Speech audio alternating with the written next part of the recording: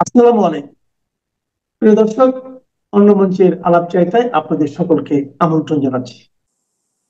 আসসালামু আলাইকুম। আমি অনেক মিলিটারি এক্সপার্টের সাথে কথা বলে আমি নিশ্চিত হয়েছি যে বাংলাদেশ সেনাবাহিনীর একটা ডিভিশনই যথেষ্ট পুরো বাংলাদেশকে ঠান্ডা করে দেওয়ার জন্য। কিন্তু সেনাবাহিনী এই লেভেলের টলারেন্স দেখাচ্ছে যাতে সেনাবাহিনীকে আমরা অনেকেই ইভেন আমিও মনে করেছিলাম যে একটা কাওয়ার্ড দল, কাওয়ার্ড বাহিনী। এরকম সেনাবাহিনী আমরা চেয়েছি। কিন্তু এটার পেছনে আরেকটা কারণ আছে। সেই কারণটা হচ্ছে এই সেনাবাহিনী বিতর্কিত হতে চাচ্ছে না। এই জিনিসটা আপনাদেরকে ১ম বুঝতে হবে যে সেনাবাহিনী কোনোভাবেই বিতর্কিত হতে চাচ্ছে না। কেন হতে চাচ্ছে না? একেবারেই বিতর্কিত হতে চাচ্ছে না। কারণটা কি? কারণটা ভাইজান অন্য জায়গায়। কারণটা হচ্ছে সেনাবাহিনী ক্ষমতা নেবে। এই ব্যাপারে আমি মোটামুটি আমার অ্যাসেসমেন্ট মোটামুটি আমি নিশ্চিত। কারণ আমার অ্যাসেসমেন্ট সাধারণত ভুল হয় না। এখন পর্যন্ত আপনারা দেখেছেন আমার এখন আমার অ্যাসেসমেন্ট ভুল হয় না। ২-১ টা হতেও পারে, মানুষ হিসেবে হতেই পারে। কিন্তু এখন পর্যন্ত আমার জানা মতে অ্যাসেসমেন্ট ভুল হয় না এবং সেনাবাহিনী ক্ষমতা নেয়া ছাড়া কোনো উপায় নেই, কোনো উপায় নাই। কেন উপায় নাই? কারণ বর্তমানে যে সংবিধানের অবস্থা, এই সংবিধান না একটা বিপ্লবী সরকার, না এটা সাংবিধানিক সরকার। এই সরকারের কোনো তো আইনি বৈধতাও এখন পর্যন্ত নাই। আর নির্বাচন যদি হয়, সবাই বলছে যে বিএনপি একচ্ছত্র আধিপত্য বিস্তার করবে। একচ্ছত্র আধিপত্য যদি বিস্তার করে, যদি তারেক রহমান প্রধানমন্ত্রী হয়, অর্থাৎ জিয়া পরিবার যদি প্রধানমন্ত্রী হয়, তাহলে নিউট্রালি যদি চিন্তা করি আমরা, নিউট্রালি চিন্তা করলে দেশের আরেকটি অন্যতম বৃহত্তম রাজনৈতিক দল বিএনপি এবং বিএনপির সমর্থকরা যারা দেশের জনসংখ্যার ৩০-৪০% তারা নির্বাচন প্রক্রিয়ার বাইরে থাকবে। সেটা মেনে নেওয়া যাবে না। কারণ ২০২৪ কে যদি আপনি সমর্থন করেও থাকেন আমার মতো, কারণ হচ্ছে সেখানে গণতন্ত্র মারা গিয়েছিল এবং গণতান্ত্রিক প্রক্রিয়া মারা গেলে সেখানে অপশক্তির রাইজ হয় এবং অপশক্তি ছিল এই মূলত এই জামাত, এনসিপি, হিজবুত তাহ্রীররা। কারণ সেখানে এটাই স্বাভাবিক। গণতন্ত্র মারা গেলে অপশক্তির রাইজ হবে। তাহলে যদি আওয়ামী লীগ নির্বাচন প্রক্রিয়ার বাইরে থাকে, বিএনপি ৩ বছর টার্ম পুরো করতে পারবে না। কারণ আপনার আন্দোলনের একটি অংশ হতে হবে যে পরিবারতন্ত্রের অবসান।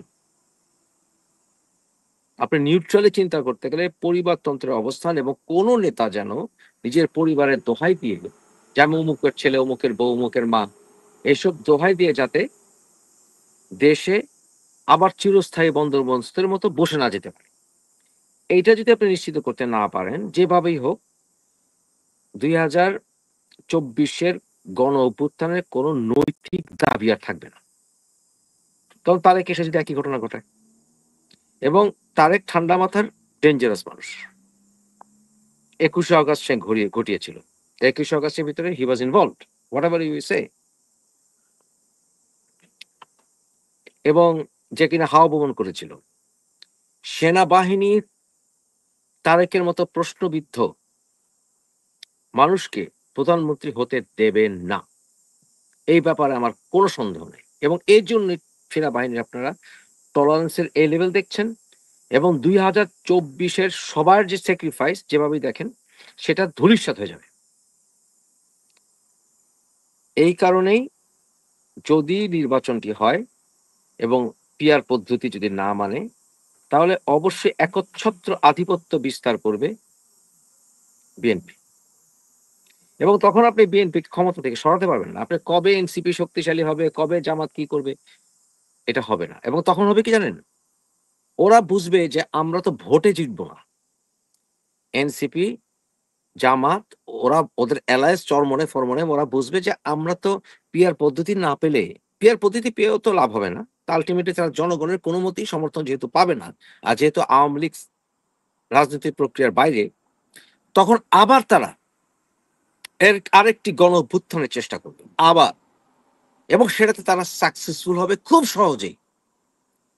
কারণ বিএনপির জনসমর্থন, আমার প্রিয় দল, বিএনপির জনসমর্থন যতই থাকুক না কেন, বিএনপি আওয়ামী লীগ থেকে অর্গানাইজ দল কোনোদিনও ছিল না। বিএনপি ছিল মূলত ছাত্রদল নির্ভরশীল দল 1990 গণঅভ্যুত্থানে, আমরা সেটা জানি। ছাত্রদল দুর্বল হয়ে যাওয়ার কারণেই বিএনপি কোনো মুভমেন্টে সাকসেসফুল হয়নি। অতএব আমার কথা হচ্ছে বিএনপিকে তখন উপড়ে ফেলা খুব সহজ হবে। এখনই তো পিঙ্কু ইল্লু ওরা থ্রেট দেয় বিএনপিকে, পিঙ্কু তো ডাইরেক্ট থ্রেট দেয় যে মারামারি করতে যান না, পারবেন না। ব্যাপারটা বুঝতে পেরেছেন? তাই এই নির্বাচনটি আওয়ামী লীগকে রাজনৈতিক সিদ্ধান্তের বা প্রক্রিয়ার বাইরে রেখে নির্বাচনটি হলে নির্বাচনের ফল হবে ঘোড়ার ডিম। কিন্তু আপনি এনসিপি, বিএনপি, জামাত, এই সকল চরমোনাই এসব এদেরকে আপনি ব্যালেন্স করে আওয়ামী লীগকে রাজনৈতিক প্রক্রিয়া ফিরিয়ে আনতে পারবেন না। এবং সে নির্বাচনটা আন্তর্জাতিক মহলে গ্রহণযোগ্য হবে না। আলটিমেটলি আওয়ামী লীগ ফুলে ফেপে উঠবেই এবং আওয়ামী লীগের মতো রাজনৈতিক দলকে কেউ ঠেকাতে পারবে না। It is impossible. Awami League will come back. Sheikh হাসিনাও ততদিন বাঁচেন বা না বাঁচেন, শেখ হাসিনা আসেন বা না আসেন, আওয়ামী লীগের ভেতরে পরিশোধিত হবে এবং না হলেও আওয়ামী লীগ ফিরে আসবেই রাজনীতিতে, অবধারিত। সেটা যেই রূপেই আসুক, যেভাবেই আসুক, আওয়ামী লীগ উইল রিটার্ন। তাই একমাত্র সেনাবাহিনীর পক্ষেই সম্ভব। আপনারা জানেন আমরা গণঅভ্যুত্থানের সঙ্গে যারা ছিলাম, আমরা কোন অবস্থায় সেনাবাহিনীর শাসন মেনে নেই না, মানব না। কিন্তু টেম্পোরারি বাংলাদেশের মতো পরিস্থিতিতে, যেখানে একটি বিপ্লবী সরকারও নাই, এই পরিস্থিতিতে সেনাবাহিনী আসা ছাড়া কোনো উপায় নাই। কোনো উপায় নাই। আমি কোন রাস্তা দেখি আমি দেখি না। আমি আপনাদের বলেছিলাম ডিসেম্বর নির্বাচনে হবে না, ফেব্রুয়ারিতেও হবে না। ফেব্রুয়ারিতে নির্বাচন হোল্ড করতে পারবে না। নির্বাচন হোল্ড করার জন্য যে পরিবেশ পরিস্থিতি, যে আইনি প্রক্রিয়া দরকার, কোনো কিছুই এখনো হবে না, হবেও না। এবং হলেও ফলাফল আসবে না। যে কাঙ্ক্ষিত ফলাফল সেটা আসবে না। এটা মূলত বিএনপির ভেতরে একটা ফাটল ধরানোর জন্য করা হয়েছে। কারণ তারেক রহমান সামনে আসবে না। তারেক রহমান আসার, আমি ভাই যে যত কথাই বলুক, আমি আসার কোনো কারণ মানে কোনো সম্ভাবনা দেখি না। আমি দেখি না, এখন পর্যন্ত দেখি না। এখন যদি আসে দৈবতক্রমে সেটা তো অনেক কিছু। কিন্তু তারেক রহমান আসবে না, কারণ সে নিজে জানে সে কি অপকর্ম করেছে এবং সেটা আর্মি তাকে ছাড়বে না। ইল্লু পিঙ্কু যে কারণে আসে না, ইল্লু পিঙ্কু দেশে আসবে না, কারণ আর্মি তাদেরকে কট করবে। তারা যতই ফাল পারুক, যত শরিয়া আইনের চিল্লাচিল্লি করুক, আসবে না। বিএনপি যে এখনো এনসিপি জামাতকে সহযোদ্ধা বলেই, এটা কি অন্যায় নয়? এখনো কি এনসিপি কে, জামাতকে বিএনপির সহযোদ্ধা বলা উচিত? ধরেন তর্কের খাতিরে ধরে নেন যে 2024-এ বিএনপি, জামাত, এনসিপি, হিজবুত তাহরির এরা একসাথে কাজ করেছে। তর্কের খাতিরে ধরে নেন একসাথে করেছে, যদিও আমি মনে করি না বিএনপি এদের সাথে মিলে করেছে, বা তর্কের খাতিরে ধরে নেন। এবং এনসিপি, জামাত এরা ফ্রন্টে ছিল, যদিও তখন নাম ছিল বৈষম্য বিরোধী, আসলে তারা বৈষম্য বিরোধী একটা অংশই তো এনসিপি হয়েছে। তাহলে ওরা যে আন্দোলনটা করছিল, ওই আন্দোলনটা কি অপশক্তি ছিল না? শেখ হাসিনার ফলের পেছনে মূল চাবিকাঠি যারা, তারা তো অপশক্তি। আমি তো বললাম অপশক্তি রাইজ হয়েছে, অপশক্তি রাইজের মধ্যে শেখ হাসিনার ফল হয়েছে। শেখ হাসিনার ফলটা অবিসম্ভাবী ছিল, কোনো উপায় ছিল না। আলটিমেটলি গণতান্ত্রিক প্রক্রিয়া শেষ হয়ে গেলে বা স্থবির হয়ে গেলে, বিএনপির মতো একটা রাজনৈতিক দল না আসলে, আলটিমেটলি সেই সরকারের আজ হোক কাল হোক পতন হবে। সে শেখ হাসিনার বয়স হওয়ার কারণে ন্যাচারাল প্রাকৃতিকভাবে মৃত্যু হলেও হতো, যেভাবে হলেও হতো এবং হয়েছে। এবং বিভিন্ন সেক্টরে দলীয়করণ হয়েছে এবং এই কারণেই আলটিমেটলি শেখ হাসিনা সরকার পড়েছে। কিন্তু ফলটির নেতৃত্ব দিয়েছে অপশক্তি। এটা কি বললে দোষ হবে কেন? কারণ জামাত, এনসিপির নেতারা বর্তমানে যারা নাহিদ, আসিফ মাহমুদ, এরা তো অপশক্তি। হিজবুত তাহরির এরা তো অপশক্তি। যুদ্ধের সময় যদি মনে করেন যুদ্ধ চলছে, ইউক্রেন রাশিয়ার যুদ্ধ চলছে, ওই সময় কি ইউক্রেনিয়ানরা রাশিয়ান কয়েকজন সোলজারকে মেরে তাদের পোশাক পরে রাশিয়ানদের বিরুদ্ধে যুদ্ধ করা মুনাফিকের মতো, এইটা কি কাপুরুষতা নয়? এটা কি অপশক্তি নয়? এটা কি আন্তর্জাতিক আইনে গ্রহণযোগ্য? যখন জিয়া রহমান চট্টগ্রাম দখল করেছিলেন, উনি পাকিস্তানি সেনাবাহিনীর সদস্যদেরকে হত্যা করে ধরে ওদের কাপড় পরে কি যুদ্ধ করেছিলেন? ওদের পোশাকটা পরে, যা পাকিস্তানি পোশাক পরে পাকিস্তানি বাহিনীর বিরুদ্ধে যুদ্ধ করলাম, এটা কি উনি করেছিলেন? উনি তো করেন নাই। এটা বিএনপির আদর্শ না। কিন্তু ওরা তো এই গণঅভ্যুত্থানের পরে আমরা জানলাম, আগে না পরে জানলাম যে এরা এই যে জামাতিরা তারা আওয়ামী লীগ ছাত্রলীগ সেজে ওদের ভিতরে ঢুকে ওদের ভিতরে তারা মানে গন্ডগোল ঘটিয়েছে, মুনাফিকি করেছে, রাইট? তাহলে এটা কি অপশক্তি না? এই প্রক্রিয়াটা কি অপরাজনীতি না? কি? তো এটা বলা কি অন্যায়? এবং এখন যখন জানা গেল যে তারা এই অপপ্রক্রিয়া গ্রহণ করেছিল, বিএনপি করেনি। ছাত্রদল কখনো ছাত্রলীগ সেজে আন্দোলন করেনি শেখ হাসিনার বিরুদ্ধে। তাহলে বিএনপির আন্দোলন এবং এনসিপির আন্দোলনের মধ্যে কি ফারাক সৃষ্টি করতে হবে না? উচিত না করাটা? এটা কি অন্যায়? এটা কি বিএনপির আদর্শের পরিপন্থী এই কথাটা বলা? বরঞ্চ বিএনপির তো বলা উচিত আরো বেশি যে আমরা ১৬ বছর সংগ্রাম করেছি। তোমরা ১৬ দিনে কি করলা? তোমরা অপশক্তি প্রয়োগ করেছো। অপশক্তি প্রয়োগ করা বিএনপির রাজনীতি নয়। সুতরাং তোমরা অপশক্তি, আমরা অপশক্তি না। এটাই তো মুক্তিযুদ্ধের আদর্শ হওয়া উচিত। এটাই তো জিয়াউর রহমানের আদর্শ। নাকি জিয়াউর রহমানের আদর্শ অপশক্তি যারা তাদের সঙ্গে রাজনীতি করা, এটাই তাদেরকে সহযোদ্ধা ডাকা, এটাই অপশক্তি। কি বলেন? উত্তর দেন। দেখেন, বিএনপিকে চাপ দেওয়া হয় অমুককে বহিষ্কার করো, অমুক দিকে এটা করো, রুমিন ফারহানা করো, ওরে করো, ওরে করো, রাইট? এরা চাপ দেয় বিএনপিকে। আর বিএনপি হ্যাঁ, হ্যাঁ, হ্যাঁ, হ্যাঁ করে। মানে ভাই ইলেকশনটা দে না, এরকম। কিন্তু ওদের ভিতরে যে সকল শয়তানগুলি আছে, আসিফ মাহমুদ, ওর অস্ত্র কেলেঙ্কারি হলো, ওর বাপ একটা বদমাস গুন্ডা, ওদেরকে, আসিফ মাহমুদকে কি বহিষ্কার করা হয়েছে? কারণ দর্শন দেখানো হয়েছে? বলেন। আসিফ মাহমুদের ব্যাপারে ডক্টর ইউনূস একটা কথা বলেছে?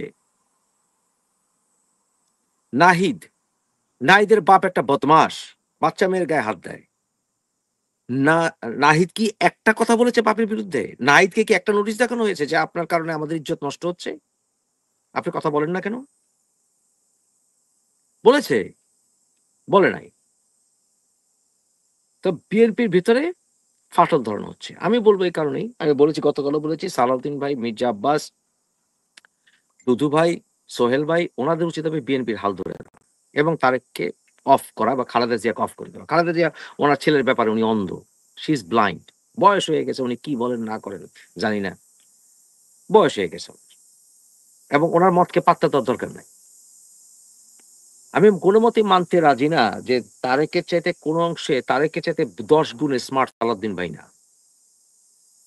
মির্জা আব্বাস না, ফখরুল ভাই না, ফখরুল স্যার না। আমি কোনো মতেই মানতে রাজি না। যদিও ফখরুল, মির্জা ফখরুল উনি এবং রিজভী ওনারা ২ জন বেশি একটু তারেক, তারেক, তারেক, তারেক করে। এটা ওনাদের যাই হোক এনিওয়ে। তো ওনাদের কথা বাদ দেন। মির্জা ফখরুলের আমার এত পাত্তা দেওয়ার দরকার নেই। ভদ্রলোক, আপনি অফ থাকেন। আপনার যদি হয়নি কোনদিন, কিছু হবেও না। তো দুদু ভাই, সোহেল ভাই, অ্যানি, আমার বন্ধু Annie, they should come forward. পারলে নীরু ভাইকে নিয়ে আসেন রাজনীতিতে। বিএনপিকে চাঙ্গা করেন এবং আওয়ামী লীগকে রাজনীতিতে ফিরে নিয়ে আসেন।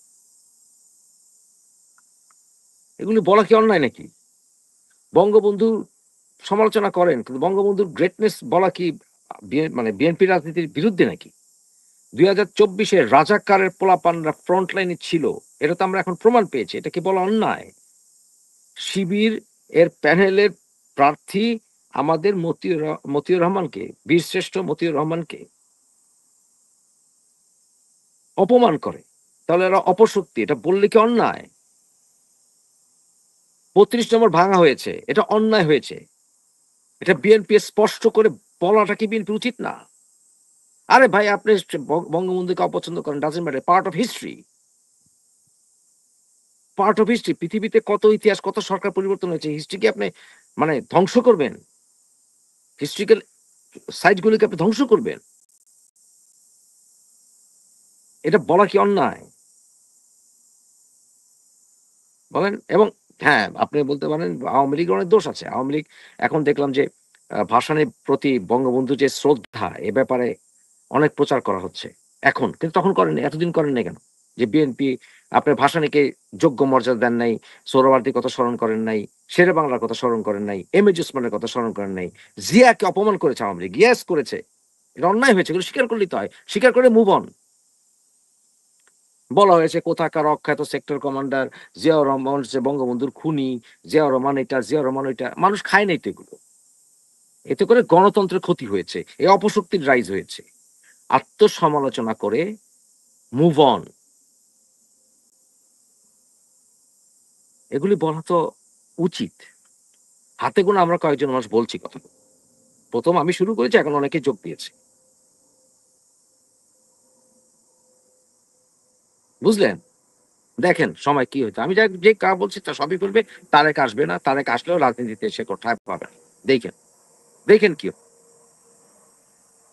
খুব দেরিতে হলেও ভোগ আর শোষণের দৈত্য ইউনূসের ডাকাততন্ত্রের বিভিন্ন অবিচার, নির্যাতন, মিথ্যা এবং মানবতা বিরোধী সকল কর্মকাণ্ড ধীরে ধীরে বহির্বিশ্বে উন্মোচিত হচ্ছে।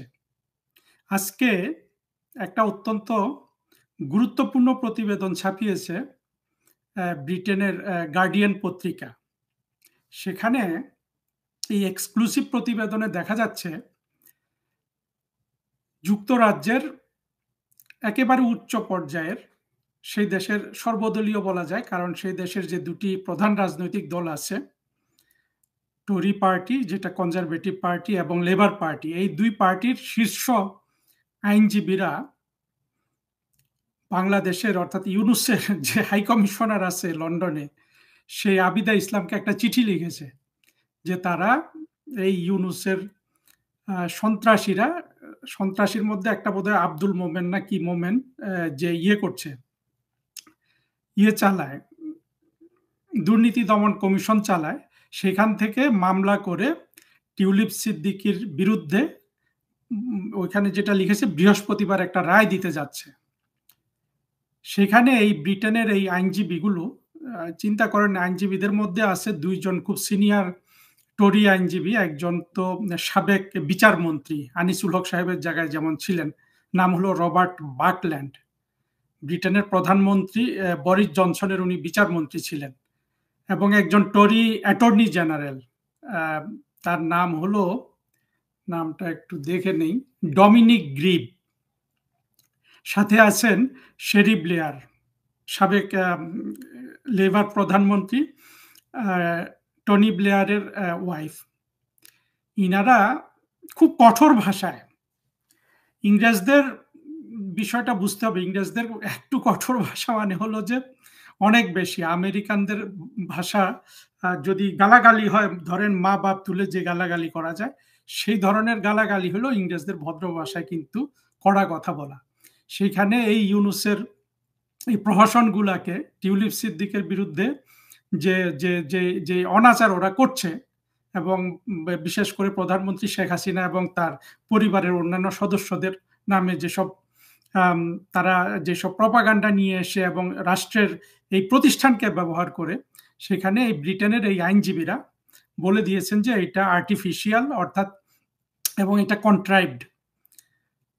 ইন্টারেস্টিং, আমরা বাংলাদেশে গদ বাঁধা বলি না, যে যে কোনো একটা অভিযোগ আসলে যে মিথ্যা, বানোয়াট, তারপরে উদ্দেশ্য প্রণোদিত, তারা এই ভাষাগুলোই একেবারে আরো ভদ্রভাবে এবং কোনো ক্লিশে ইউজ না করে তারা ফ্রেশ ল্যাঙ্গুয়েজে এই জিনিসগুলো বলেছেন। প্রতিবেদনটা আপনারা পড়ে দেখতে পারেন, বাট আমি জিসটা বলে দিচ্ছি।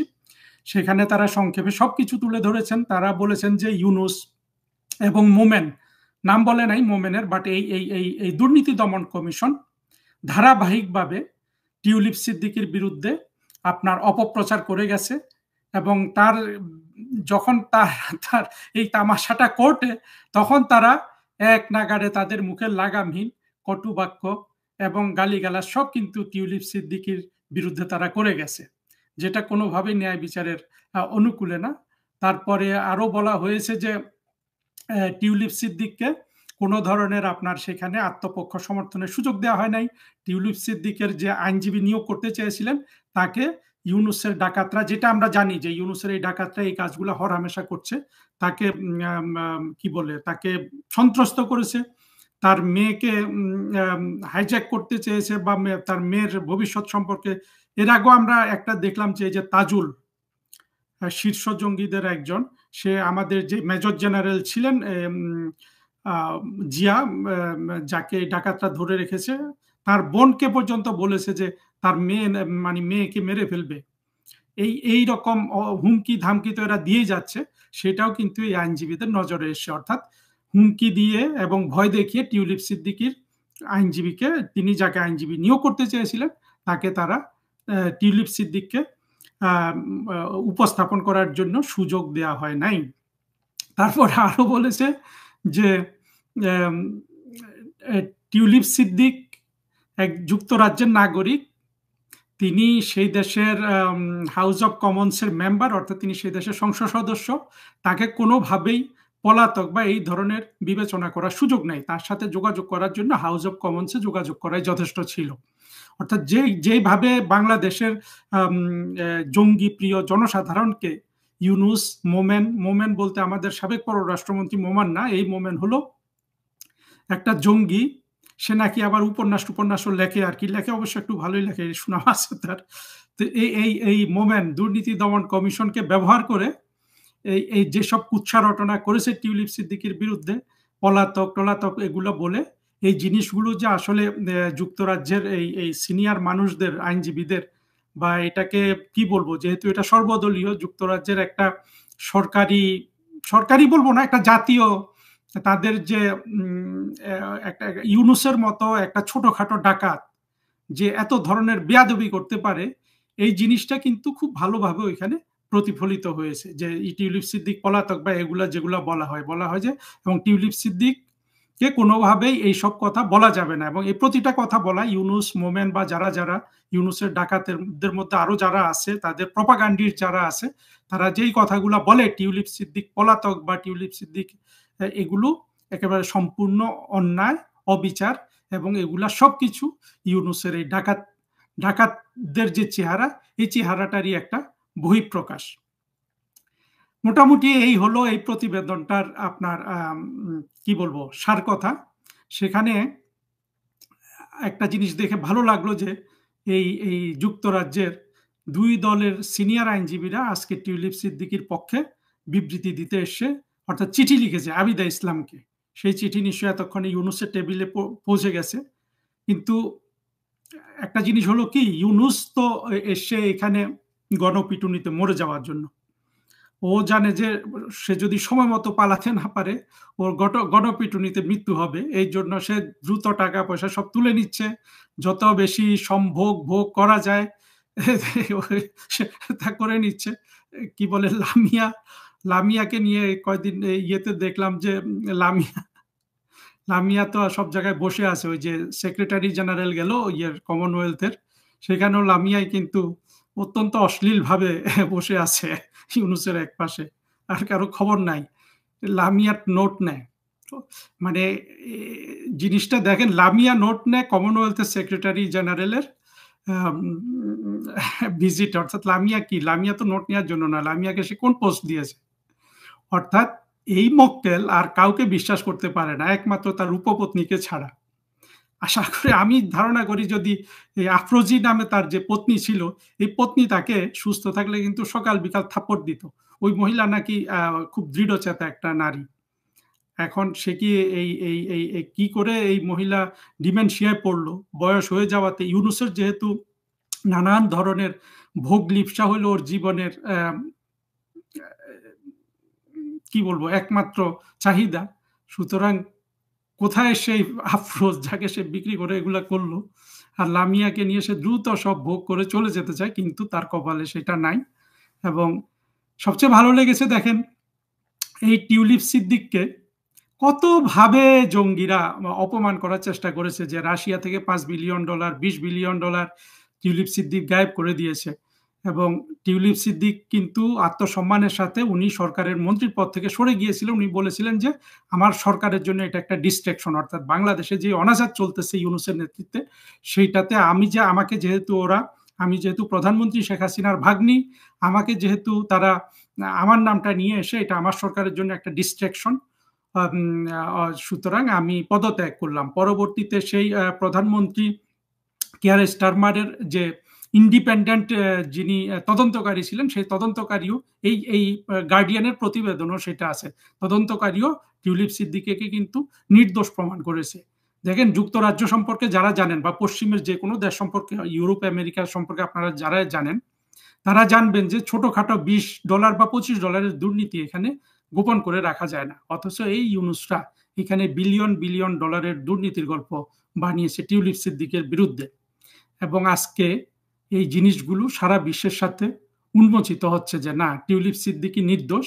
টিউলিপ সিদ্দিকী, তার ফুফু, এদের সবাইকে, এরা যেহেতু বাংলাদেশে একটা আধুনিক গণতান্ত্রিক রাষ্ট্র গঠন করতে চায়, এরা যেহেতু একটা সেকুলার পন্থায় রাষ্ট্র চালাতে চায়, এরা যেহেতু আধুনিক যুগের সাথে সভ্যতার সাথে তাল মিলিয়ে একটা রাষ্ট্র গঠন করতে চায়, সেখানে সভ্যতা বিরোধী জামাত, শিবির এবং এই ইসলামিক জঙ্গিগুলো রাষ্ট্রটা দখল করে এই এই এই মানুষগুলোর বিরুদ্ধে আপনার সব ধরনের অপপ্রচার চালিয়ে যাচ্ছে।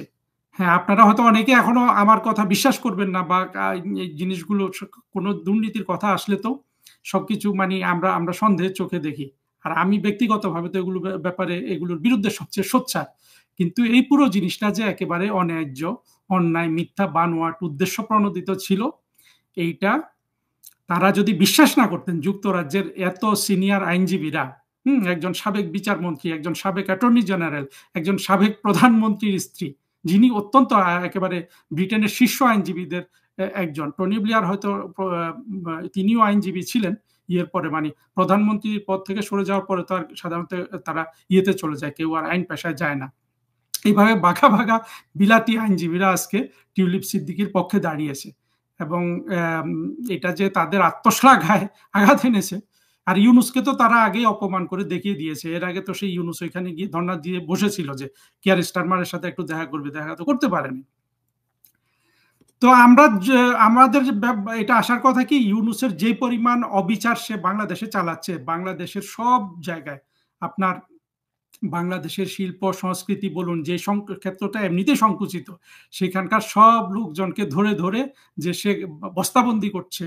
এবং আরো দুঃখের বিষয় হলো যে এই লোকগুলো উল্লেখযোগ্য সংখ্যক কিন্তু এই জঙ্গিদের সাথে জুলাই জঙ্গি উত্থানে কিন্তু রাস্তায় নেমেছিল, ডিপ স্টেট যাকে বলি আমরা, ইউনাইটেড স্টেটসের টাকা খেয়ে, হ্যাঁ, সেই $40-45 বিলিয়ন খেয়ে সেখানে নেমেছিল। আজকে এগুলা সবার, এদের সবার জীবন, এদের সবার আপনার জীবিকা, সবকিছু ইউনূস কিন্তু আজকে হুমকির মুখে ফেলে দিয়েছে। যারা বিসিএস পরীক্ষা করে করে মানে ঘুষ দুর্নীতি করার জন্য এই রাস্তায় নেমেছিল, তাদের বিসিএস পরীক্ষা এই জিন্দেগিতে আর দেখা হবে না। এখন থেকে ইউনূস যতদিন আছে, এই ডাকাতগুলো যতদিন আছে, ততদিন বিসিএস পরীক্ষায় শুধু শিবিরের ক্যাডাররা বা এই হেফাজতের ক্যাডাররা এরা কিন্তু চান্স পাবে। সুতরাং সব দিক থেকে বাংলাদেশ রাষ্ট্রটাকে সম্পূর্ণরূপে ধ্বংস করে দেওয়ার যে ব্যবস্থাটা গত বছর জুলাই জঙ্গি অভ্যুত্থান করেছিল, সেটার সাথে বাংলাদেশের জনগণ কবে এটার থেকে বের হয়ে আসবে সেটা বুঝতে হলে যে জিনিসটা আমাদের দেখতে হবে যে বাংলাদেশ সব দিক থেকে আজকে পেরিয়ে একটা রাষ্ট্র। জঙ্গিরা প্রাথমিকভাবে সফল হয়েছিল ইউনূসকে সামনে রেখে, সে যেহেতু নোবেল প্রাইজ পেয়েছে এবং সে যেহেতু বিদেশে গিয়ে সব ধরনের অধিকারের কথা বলে, তৃতীয় লিঙ্গের অধিকারের কথা বলে, নাস্তিকের অধিকারের কথা বলে, এদের সবার অধিকারের কথা বলে দেখে যে ইউনূসকে সামনে রাখলে এটা যে জঙ্গির উত্থান হয়েছে এটা পৃথিবী বুঝবে না। অবশ্য একেবারে প্রায় 6 মাস 8 মাস পৃথিবী বুঝতে পারে না, হতবিহ্বল হয়ে গেছে যে এত বড় বদমাশ ইউনূস আমাদের এখানে খেয়ে যায়, আমাদের এখানে আনন্দ করে যায়, তারপর বাংলাদেশ থেকে গিয়ে গরিব দুঃখী মানুষকে দেখায় আমরা টাকা দিই, সেই লোক এত খারাপ হতে পারে? আজকে সারা বিশ্বে কিন্তু ইউনূস সম্পর্কে এটাই ভাবছে। এবং আপনি দেখেন, এই যে কমনওয়েলথের যে সেক্রেটারি জেনারেল এসে নীরবে একটা ভিজিট হয়ে গেল, এটা যে আমি খুব গুরুত্ব দিই তা না, তারপরেও বাংলাদেশের কোনো পত্রিকায় কিন্তু এটা নিউজ নাই। যদি ইউনূসের পক্ষে এই মহিলা কিছু বলে যেত, এই সেক্রেটারি জেনারেল, সবগুলা পত্রিকা কিন্তু বা মেইন স্ট্রিম যা আছে আর কি, মেইন স্ট্রিম তো এগুলাকে আর বলা যাবে না, এরা কিন্তু হই হই রই রই করে দিত। আমি প্রথম আলো টালো ঘেটে দেখলাম এটার কোনো খবর নাই। আর ইউনুস কিছু প্রেস ব্রিফিং বা সোশ্যাল মিডিয়া পোস্ট দিয়েছে, সেখানে সে একরকম কথা বলেছে, কিন্তু ওই কমনওয়েলথের এই সেক্রেটারি জেনারেলের কমনওয়েলথের অফিসিয়াল ফেসবুকে যে টুইটারে যে পোস্ট দেখলাম সেখানে এই এই সেক্রেটারি জেনারেল ইনক্লুসিভ ইলেকশনের কথা বলেছে। অর্থাৎ সারা বিশ্ব ইউনুসকে এখন এখন আপনার এই কি বলে আরো বেশি চোখে চোখে রাখছে। ইনক্লুসিভ ইলেকশন তো ইউনুস করতে পারবে না, কারণ এখন যদি ইনক্লুসিভ ইলেকশন করে তখন তো প্রধানমন্ত্রী শেখ হাসিনা আবার ক্ষমতায় চলে আসবে। এটা করলে তো ইউনুসের মরণ। যদিও আমি বিশ্বাস করি যে ইউনুসকে একমাত্র মুক্তি দিতে পারে শেখ হাসিনা। আর আর যে ইলেকশনও করতে যাচ্ছে বাংলাদেশের 20-25% জঙ্গি সন্ত্রাসীদের নিয়ে, এটাতে হয় জামাত ক্ষমতায় আসবে, নাইলে বিএনপি ক্ষমতায় আসবে। যে জিনিসটা বলে বলে তারা এই এই এই গত 15-16 বছর মানে একেবারে অস্থির করে ফেলছে সারা দেশকে, ইলেকশন ইলেকশন, সেই একটা ফাঁদে আজকে ইউনুস পড়ে গেছে। সবচেয়ে বাংলাদেশের ইতিহাসের দ্বিতীয় খারাপ নির্বাচনটা ইউনুস করতে যাচ্ছে। প্রথম খারাপ নির্বাচন হয়েছিল ইয়েটা কি বলবো, ওই যে ফেব্রুয়ারির নির্বাচন, 28শে ফেব্রুয়ারি না কোন ফেব্রুয়ারি নির্বাচন, 1996 সালে তো, হ্যাঁ, প্রধানমন্ত্রী খালেদা জিয়া যেটা করেছিলেন। হ্যাঁ, আমি না এটাকে ইউনুসেরটাকে তো আরো খারাপ বলতে হবে, কারণ খালেদা জিয়া তো করেছিলেন একটা বৈধ প্রধানমন্ত্রী হিসাবে, তাই না?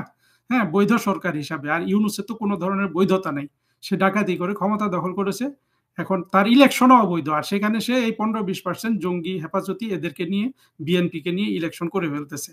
এটা সবচেয়ে মজার বিষয় হলো কি, আমরা মুক্তিযুদ্ধের পক্ষের মানুষগুলা শুধু যদি বসে বসে পায়ের উপর পা তুলেও মানে এই রং তামাশা দেখতে থাকি, তাহলে ইউনুস কিন্তু বিশ্বের চোখে শেষ হয়ে যাবে সব দিক থেকে। কারণ আজকে বাংলাদেশ বিশ্বের মধ্যে সবচেয়ে বেশি জঙ্গি কবলিত রাষ্ট্র, এবং জঙ্গিদের এই পৃথিবীতে কোথাও ঠাঁই নেই। দুঃখের বিষয় হলো এই জঙ্গিরা বাংলাদেশকে দখল করে রেখেছে, পৃথিবী এই জঙ্গিগুলাকে শেষ করবে। মাঝখান দিয়ে ইউনুস কয়েক হাজার কোটি টাকা বানিয়ে নিল, 500-600 প্রজন্মের টাকা, তার তো আগেও অনেক টাকা আছে, কিন্তু এই ইউনুস এই অর্থ সে ভোগ করতে পারবে না। বাংলাদেশের স্বাধীনতাকামী মানুষ যদি ইউনুসকে পায় সময় মতো, কি করবে ইউনুসও সেটা ভালো করে জানে। সেই জন্য দেখলাম যে লামিয়া এখন ওই কমনওয়েলথ সেক্রেটারি জেনারেল আসছে, সেখানে ফরেন মিনিস্ট্রির লোক হয়তো আছে, ওই পেছনে বসে আছে, পাশে বসে আছে লামিয়া। অর্থাৎ ওর কিন্তু সারাক্ষণ এখন মাথার জন্য ডোপামিন লাগছে, অর্থাৎ ডোপামিন ছাড়া ইউনুস বেশি দিন বাঁচবে না। ডোপামিন, ইউনুসের ডোপামিন তো লামিয়া।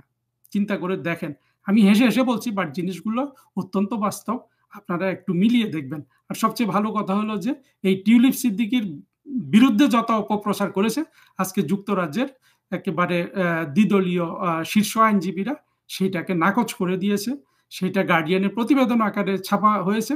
এইটাই ইউনুসের গালে এই বড় একটা জুতা পেটা। এই সপ্তাহে 2টা জুতা পেটা হয়ে গেল। একটা হলো যে কমনওয়েলথের যে সেক্রেটারি জেনারেল শার্লি, কি যেন নাম, শার্লি, বাকিটা আফ্রিকার নাম, ঘানার নাগরিক, সে ঘানার ফরেন মিনিস্টার ছিল। আমি অবশ্য যখন মরক্কোতে ছিলাম তখন সে ওই পদে গেছে। এরাও কিন্তু বুঝে ফেলেছে। অর্থাৎ আবার কমনওয়েলথ ইলেকশন মনিটরিং এ খুব একটা গুরুত্বপূর্ণ ভূমিকা রাখে কমনওয়েলথ কান্ট্রিগুলাতে। তো ইনক্লুসিভ ইলেকশনের কথা বলেছে তো ইউনুস, এই আমি মনে করি যে সেই হয়তো ডেকে নিছে কমনওয়েলথের সেক্রেটারি জেনারেলকে, জুতার বাড়িটা কিন্তু সে ওইখানেও খেয়েছে। এইভাবে জুতার বাড়ি খেতে খেতে ইউনুস এই ধরাধাম ত্যাগ করবে। আর যাদেরকে এই এই এই জঙ্গি গোষ্ঠী, এই ডাকাত গোষ্ঠী বারবার মেলাইন করছে, হ্যাঁ, অপবাদ দেওয়ার চেষ্টা করছে, সেই টিউলিপ সিদ্দিক, শেখ হাসিনা, সজীব ওয়াজেদ জয়, হ্যাঁ, রেদওয়ান, মুজিব, ববি, এরা সবাই কিন্তু আপনার একেবারে সব ধরনের অপবাদ থেকে মুক্ত হয়ে বিশ্বের চোখে বের হয়ে আসছে। এটা অবশ্যই আমাদের বিজয়।